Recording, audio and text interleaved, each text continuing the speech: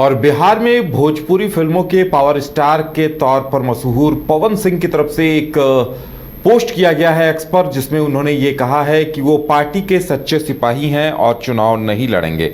उन्होंने लिखा है कि मैं पवन सिंह अपने भोजपुरिया समाज को बताना चाहता हूं कि मैं बिहार विधानसभा चुनाव लड़ने के लिए पार्टी ज्वाइन नहीं किया था और ना ही मुझे विधानसभा चुनाव लड़ना है। अब सवाल इस बात को लेकर उठ रहे हैं कि आखिर पवन सिंह के इस मूव के पीछे वजह क्या है, क्योंकि अभी तक लगातार ये कयास लगाए जा रहे थे कि वो विधानसभा चुनाव में उतरेंगे और चुनाव लड़ेंगे, लेकिन अब ऐसा लगता है कि वो पार्टी का प्रचार की कमान भी संभाल सकते हैं। नवीन है हमारे साथ। नवीन, क्या कुछ जानकारी आ रही है और इसके मायने क्या है?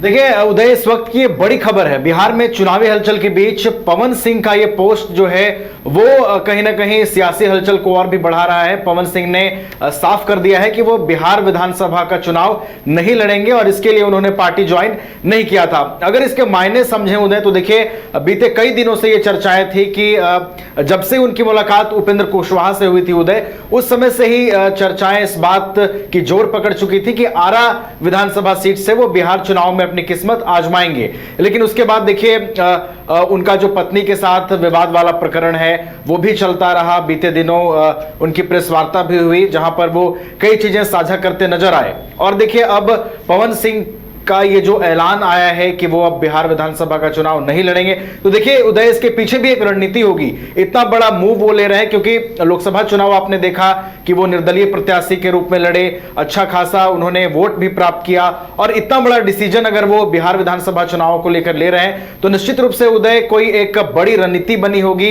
इसकी स्क्रिप्ट भी तैयार हुई होगी कि आगामी दिनों में पवन सिंह को बीजेपी में कोई बड़ी जिम्मेदारी दी जाएगी या उनकी भूमिका और बड़ी हो सकती है, इसलिए वो चुनाव नहीं लड़ रहे हैं। तो ये तमाम चीजें, ये भी कहा जा रहा है कि अपनी पत्नी ज्योति सिंह के साथ जो उनका विवाद सामने आया है, मीडिया की सुर्खियों में आ गया है, और ज्योति सिंह चुनाव लड़ने जा रही हैं। जनसुराज में उन्होंने पीके से मुलाकात भी की है, तो क्या ये सब को कारण बताया जा रहा है? लेकिन जब तक पवन सिंह खुलासा नहीं करते हैं कारण क्या है, हालांकि वो खुद को अभी पार्टी का सच्चा सिपाही बता रहे हैं, लेकिन कहीं ना कहीं अंदर खाने ये माना जा रहा है कि पति पत्नी दोनों के चुनाव मैदान में उतरने की नौबत ना आए, इस चीज से वो बचना चाह रहे हैं। बिल्कुल, ये भी एक वजह हो सकती है उदय, इससे इनकार नहीं किया जा सकता है, क्योंकि बीते दिनों ज्योति सिंह पीके से मुलाकात कर चुकी हैं। पवन सिंह खुद मीडिया के सामने आकर अपनी ज्योति सिंह जो उनकी पत्नी है उनके साथ हुई गतिविधियों को वो सामने रख चुके हैं। लखनऊ में जब उनकी पत्नी उनके घर मुलाकात करने पहुंची थी तो ये सारी गतिविधियां बीते दिनों घटी हैं, और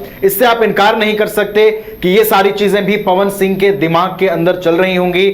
और उन्हें यह भी लगा होगा कि पति पत्नी अगर एक साथ चुनावी मैदान में उतर जाते हैं, एक दूसरे के अपोजिट उतर जाते हैं, तो यह भी एक चर्चा का विषय बनेगा। तो यह भी एक वजह हो सकती है। लेकिन यहां पर एक और बात है उदय कि मुलाकात जरूर प्रशांत किशोर से हुई है ज्योति सिंह की, लेकिन पीके ने यह साफ कर दिया है कि वो अपना दुख, अपनी पीड़ा उन्हें सुनाने पहुंची थी और जनसुराज उनके साथ हमेशा खड़ा है। टिकटों को लेकर कोई बात नहीं हुई है, टिकट को लेकर कोई डील नहीं हुई है।